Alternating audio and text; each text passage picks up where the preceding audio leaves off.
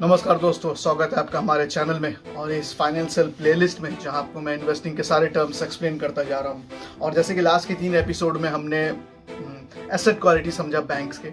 सो अगर आपने वो वीडियो चेकआउट नहीं किया है तो प्लीज़ पीछे जाके वो चेकआउट्स कर, ताकि आपको इस वीडियो के सारे टर्म्स आपको समझ में आए। सो आज बेसिकली हम बात करेंगे इफेक्टिव चेकलिस्ट की, जो आपको बैंकिंग और एनबीएफसी स्टॉक्स में इन्वेस्ट करने से पहले चेक करना ज़रूरी है। सो चलिए पहले की मैट्रिक्स की तरफ चलते हैं। फर्स्ट की मैट्रिक है आपको एनआईएम चेक करना है, that is net interest margin. Higher NIM का मतलब है ज़्यादा प्रॉफिटेबिलिटी। कासा रेशियो आपको चेक करना है, यानी current and saving account deposit banks को कितना मिल रहा है। सो जितने अच्छी ब्रांड वैल्यू रहेगी उतनी अच्छी आपको उतना ज़्यादा कासा डिपॉजिट मिलेगा आपको, that is low cost deposit for the banks.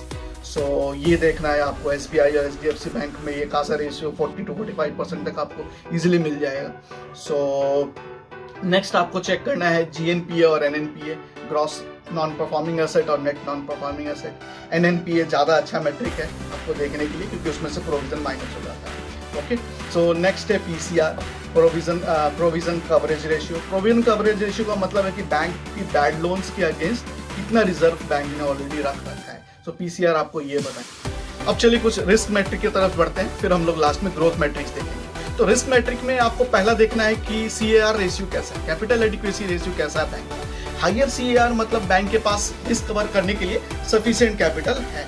Next credit to deposit ratio देखना है आपको, इसका बैलेंस होना बहुत जरूरी है। बहुत हाई या लो दोनों प्रॉब्लमेटिक है। कॉस्ट टू इनकम रेशियो देखना है। नेक्स्ट लो रेशियो का मतलब है कि बैंक एफिशिएंटली ऑपरेट कर रहा है।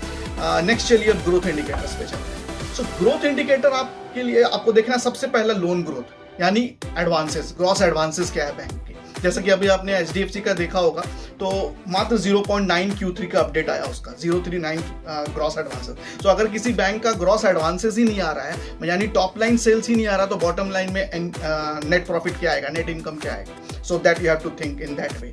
ओके, सो लोन ग्रोथ आपको ये कंसिस्टेंट होना चाहिए किसी भी बैंक्स में। ROA, return on asset.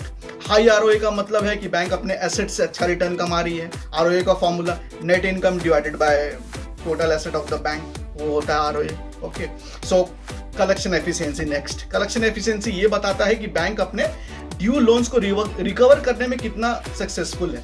ये बहुत इंपॉर्टेंट मैट्रिक है, क्योंकि इसी से आपको पता चलेगा कि बैंक रिकवर कर पा रही है कि नहीं। आप लो क्वालिटी बैंक्स में चले जाएंगे, बंधन बैंक और आरबीएल बैंक्स में ये हमेशा का प्रॉब्लम है। आप 2-3 क्वार्टर अच्छा करेंगे, फिर एक दिन बॉम्ब छोड़ देगी कि भाई हमारा एनपीए बहुत इंक्रीज हो गया। So that is called inefficient management. So आपको देखना पड़ेगा कि वो राइट ऑफ तो नहीं कर रही है, तो उनका एसेट क्वालिटी का इंप्रूवमेंट ही होता है राइट ऑफ करके। So you have to think in that way. So हर प्रॉस्पेक्ट आपको चेक करना चेकलिस्ट में बहुत ज़रूरी है। सो ये था एक बैंकिंग का चेकलिस्ट मैंने आपको दिया।